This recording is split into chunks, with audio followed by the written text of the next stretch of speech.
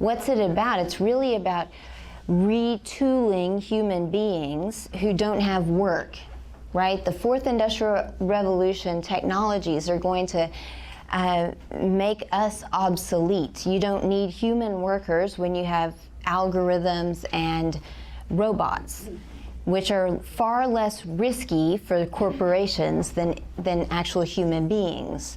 You have to do something to kind of keep the money flowing if you want growth.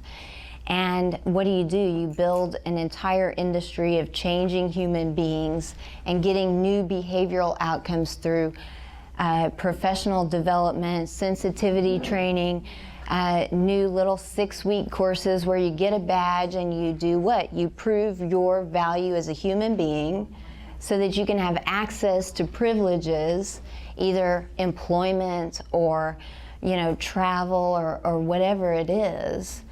And so this is a huge industry, and it's very powerful, and they, like I say, they use the same words over and over again. So to me, it really does look like a kind of really brainwashing. You're just hearing this over and over, and decent people are fooled by it.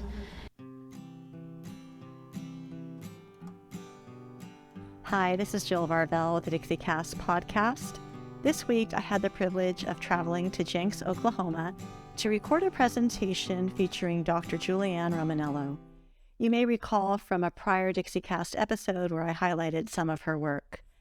Dr. Julianne Romanello is a former professor from the University of Tulsa who left her post to research and educate the public on the dangers of smart cities and sustainable development. After her university was restructured by local industrialists who redirected the school's focus from the liberal arts to applied technology, Julianne embarked on a life-changing investigation into the role of public-private partnerships and their corrosive effect on governments and civil liberties. As a mother of 4 young children, Julianne became concerned with the deceptive marketing of these projects and their sponsorship by powerful private companies. Her work tracks trends in surveillance, finance, big data, education, healthcare, transportation, and the transnational non-governmental organization and advocacy groups piloting programs in these spaces. So join me as I feature highlights of her presentation and conclude with a 10-minute interview of Julianne herself. I like to remind people that all of these words have gone through many focus groups. They have been tested for decades to see what words are going to be most effective in sort of appealing to the broadest group of people possible without cluing them in to the actual program that's going on. So huge marketing studies and focus groups have gone into deceiving leaders, the general public, and I think we have heard these terms over and over and over again, so we don't even think about them. Here are my top 10 buzzwords. Sustainable, resilient, equity, inclusive, innovative, collaboration, transparency / accountability, diversity, leadership, and impact. If you just know those 10, and you know what they actually mean, you can just start searching for things. Impact Report Tulsa. Every corporation has an impact report. Every philanthropy, every charity has an impact report. What is that? That's that measurable change that is going to become the basis of the new international economic order. So the new currency of the Build Back Better economy, or the Great Reset, is impact. How have we changed one thing for the better? Now, who defines what's better? Right now, it is looking like the UN Sustainable Development Goals are defining better. But, it could swing the other way. And we really have to be wary of when it does swing the other way, because you're still trading in these behavioral outcomes, and you have, you know, people who have selected what's good, what needs to be prioritized without consulting voters, without respecting the First Amendment and freedom of speech in the press and things like that. If you follow the buzzwords, you will be able to identify any New World Order program out there because they all use the same language. And so you will be empowered to say, oh, nope, see you later, not this one, not this one, not this one. And it's very easy to identify those, but once you see it, but until you do, you know, I think it has been designed to trick people, and it works, unfortunately. So economic growth is one thing that they're going to put a priority on. That's the reward.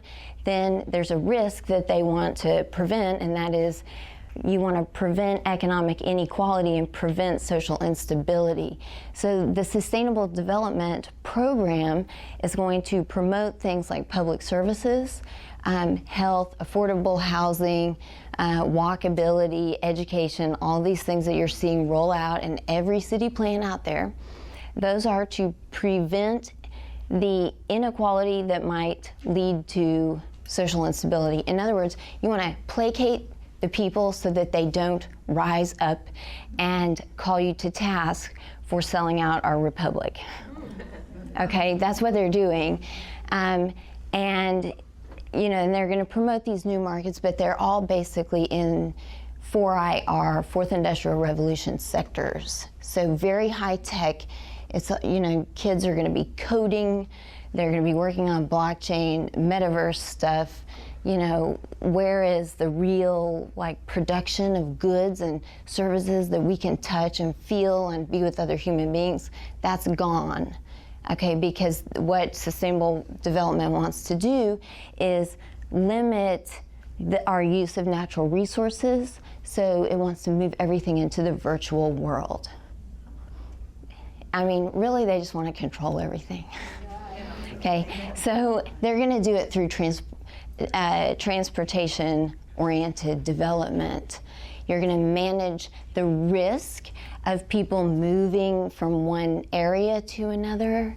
You're going to manage the risk that a business might have if its employees drive from Broken Arrow to downtown Tulsa, yeah, on all sorts of things like safety, wellness, and so on. When you see the word safe, that just means surveillance. That means that they're going to measure and manage everything. So you'll see when you look in the transportation documents and it talks about safe transport, it just means we're going to have more cameras involved. We're going to have access controls involved so that you have to have enough credits in your social credit account to be able to use the public transportation that you have to use because you don't have a car anymore. Inclusive, this is really a phrase that is used in order to justify measuring all kinds of demographic information. So it's about human capital scoring, and there are moral components to it, but just at a basic technical level, when you have a city that's trying to pursue inclusivity, that means that they have to measure all the demographics that go into some policy or that are affected by some policy. So it's about human capital scoring, and it's a data grab first and foremost.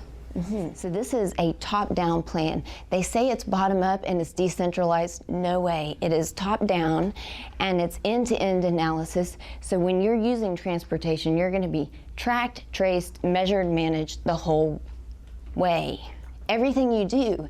And part of this, it's going to, who's heard of ESG scoring? Probably a lot. Okay, so ESG scoring, in one sentence, it is social credit scoring for corporations. But corporations, in their efforts to raise their ESG scores, are going to measure and manage those three dimensions of ESG, so environmental, social, and governance. If a corporation is managing the environmental part, they're going to be tracking and tracing all of their carbon usage, right? Even indirect carbon usage. your commute time, it factors into indirect carbon emissions that get placed on the company's balance sheet. Commute time is an impact metric. And impact metrics, these are the targets and outcomes that are going to be scored and in the new economy, and people are going to make big bets on whether or not we accomplish those outcomes that are set out in those metrics and in those targets. In the Tulsa plan, the city of Tulsa is going to partner with businesses to incentivize businesses to nudge employees toward using modes of active transport, like bicycling to work and walking, rather than using your car. So you're going to have the power of the city partnering with your employer to tell you that you better either live very close by or you need to hop on a bicycle and go to work that way. Now remember, this is not primarily about stewardship of the environment. The program is actually going to hurt the environment because of all of the electric that goes into it, and it is an economy that runs on data, and that is very intensive in its use of electricity. Okay. All of the new telecom rollout that's going on, 5G. I use a paper from Ericsson that's a partner of the WEF and is in the UN Global Compact that talks about 6G and emerging cyber-physical systems. The new telecom infrastructure is about the surveillance grid, because what does the new economy run on? It runs on data, trading in data. So when you're talking about an economy that runs on tracking and tracing behavioral outcomes, you have to have tons of data picked up through all of the sensors around a smart city to feed into those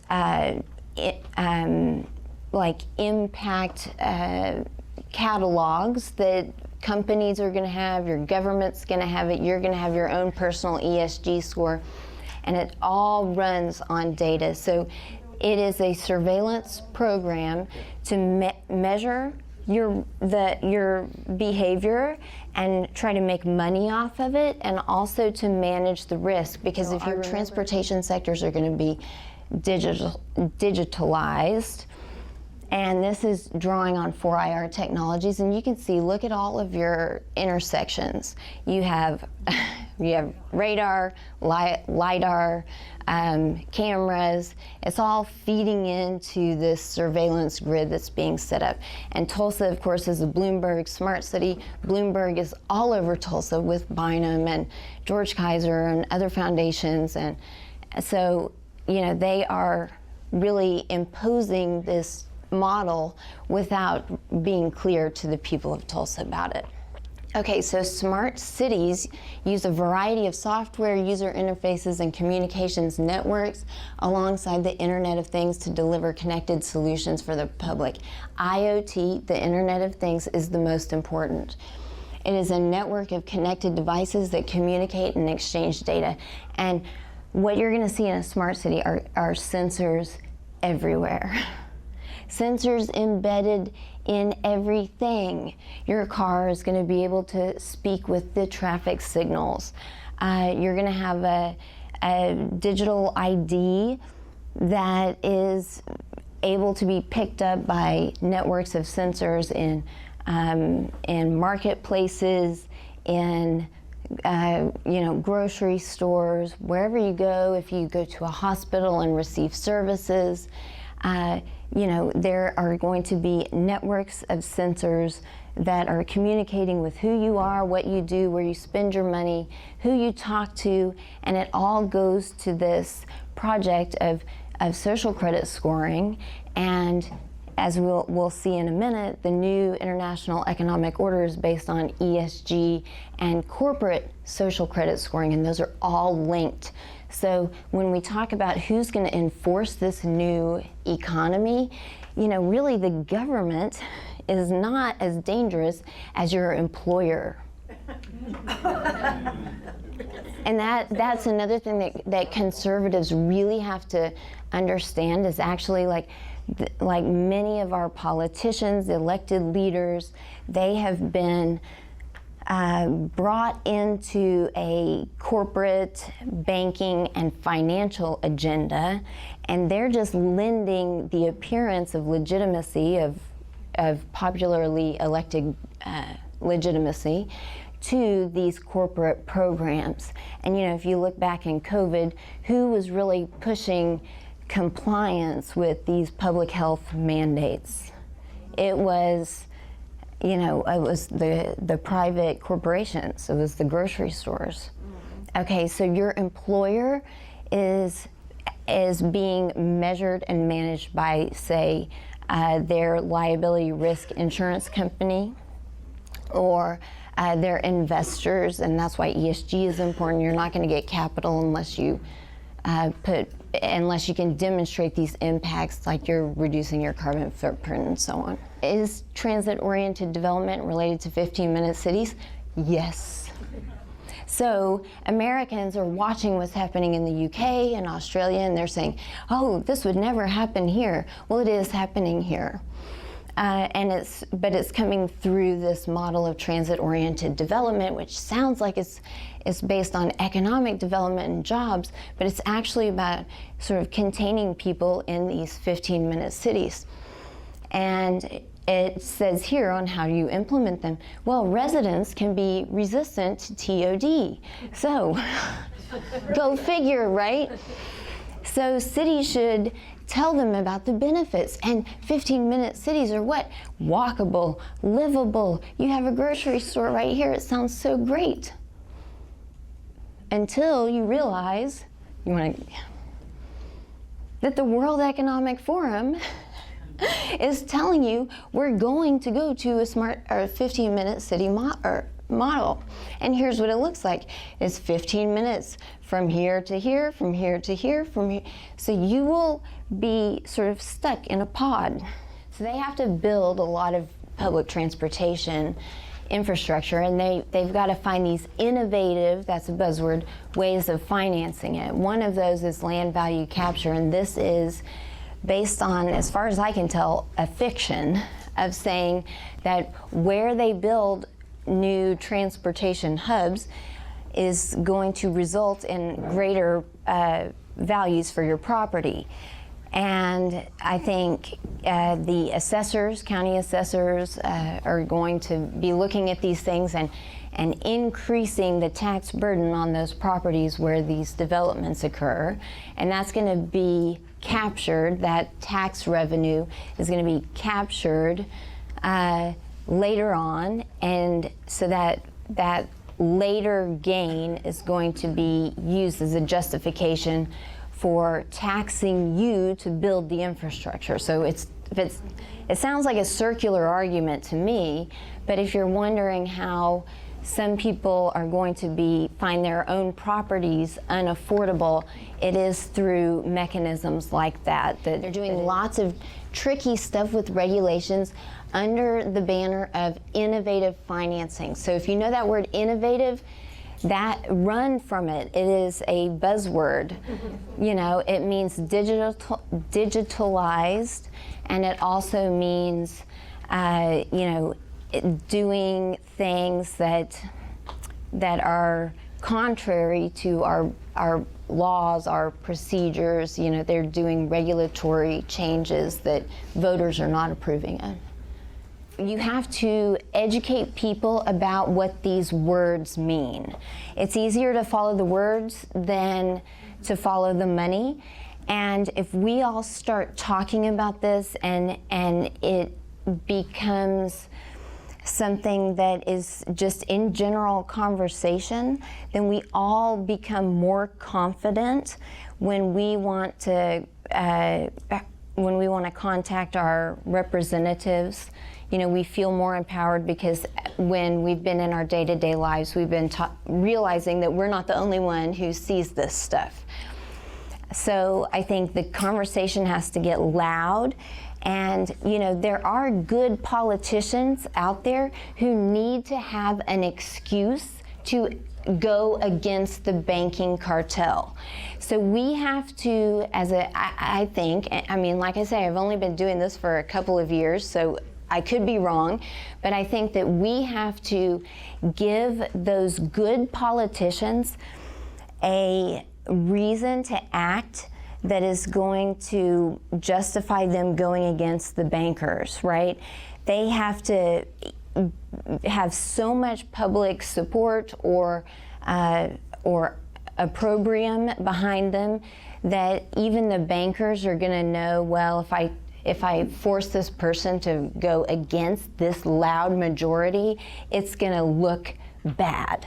And our banking cartel, they are all about appearances. You know, and they're very keen on that. So if the public is loud enough that our good elected officials can say, look, I had to do it. Did you hear how loud they were? Look, they were not going to back down. Then I think that that's one effective thing. And then also, part of the new world order plan is to do away with state governments. So you're going to have the Fed, and then you're going to have these large mega cities. And one strategy that I have is pretty simple. I just think, well, whatever they want to do, I would like to do the opposite.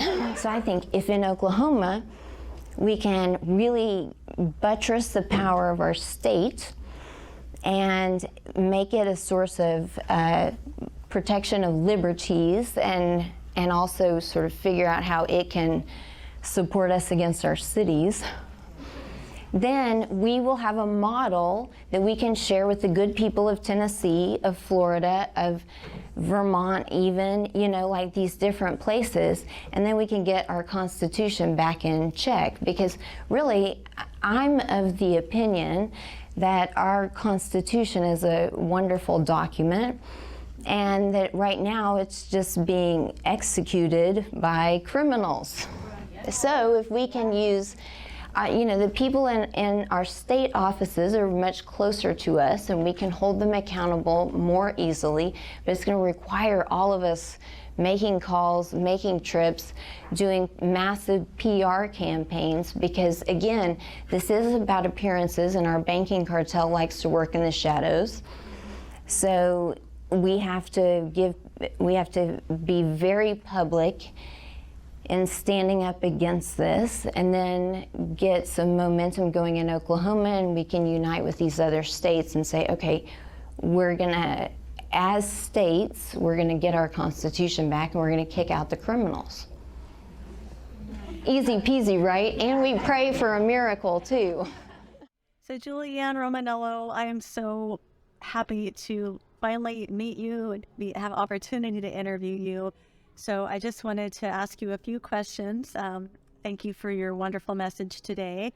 But your website, HeartsOverHexagons, I just thought maybe that would be a fun question if you could tell us a little bit about what is behind that. What's the meaning of HeartsOverHexagons? Yeah, you know, it's funny. I would think that that would be obvious, but it's one of those things that isn't obvious to people. So, you know, when I first got into looking at some of the patterns that were involved in this New World Order reset program, I would notice in the branding these hexagons that were everywhere. And I thought, I have never noticed that shape before. And that was one of the first things that made me want to dig in and understand things more. And so I thought, how do you beat these? Well, our hearts, you know, and I was really thinking, I have 4 children, and so, you know, the hearts, like our love, our capacity for love, that is going to beat this technical scientific program that is, you know, it's symbolized by that hexagon. Yeah, very good. Love that. As a former philosophy professor, what thinkers most influence your perspective on the proper role of government? Oh, that's a... I'm used to people asking about symbols and you know, existential things about government. Well, you know, I guess I would say probably the biggies. I mean, there's Aristotle, and he talks about the common good, and needing to have a reasonable hierarchy and having a strong middle class. So I think that classical influence, it's also based on, on philosophy to some extent, and having these well-reasoned answers to how and why we need to structure things the way we do.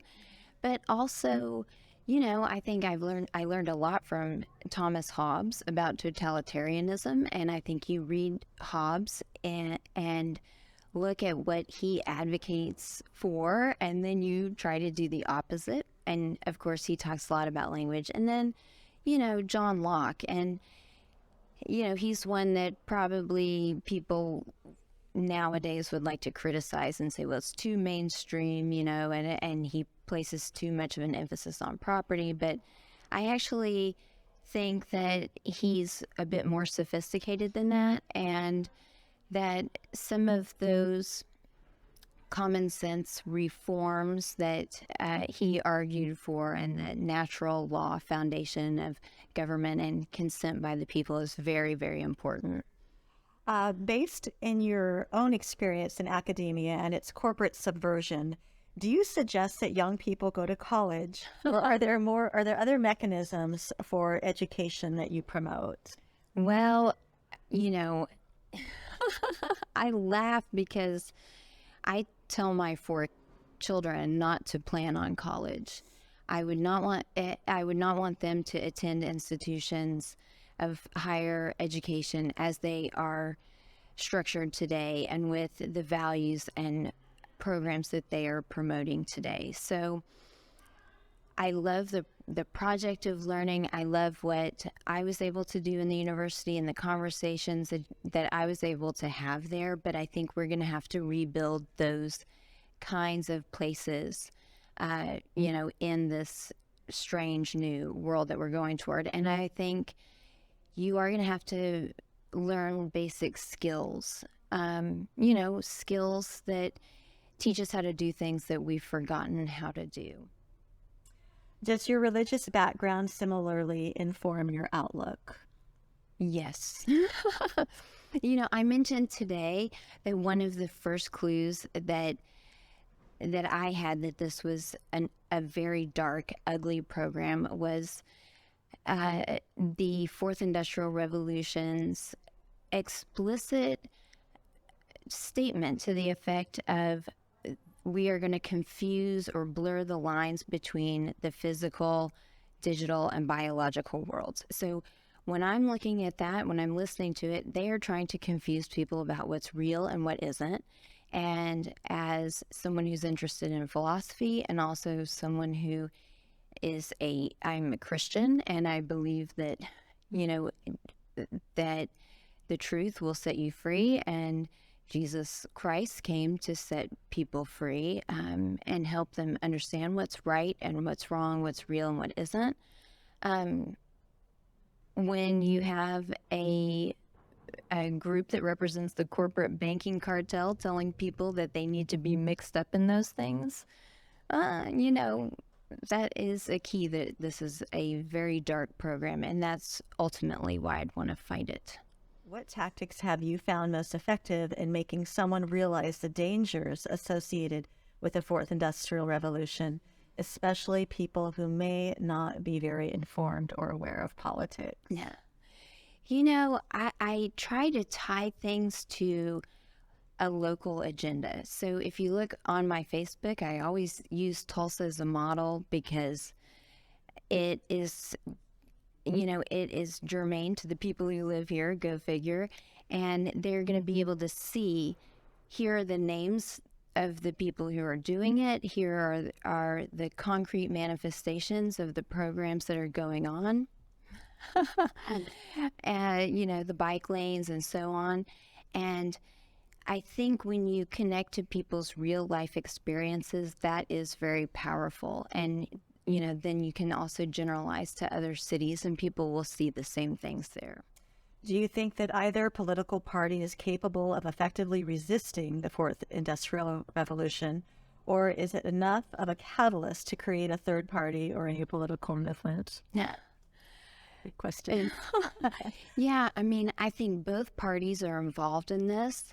I tend to see on the local level that the Republican Party is much more actively involved in trying to understand what's going on and trying to fight it.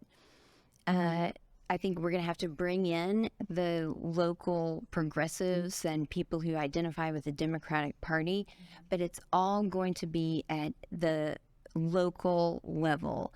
You know, the top levels of the party are totally corrupted. And I'm a little bit skeptical about a third party only because there are so many efforts to decentralize and to break people into smaller groups that I think if we can preserve those two main parties but really enrich the understanding that their members have at the bottom levels, that to me seems the most promising approach.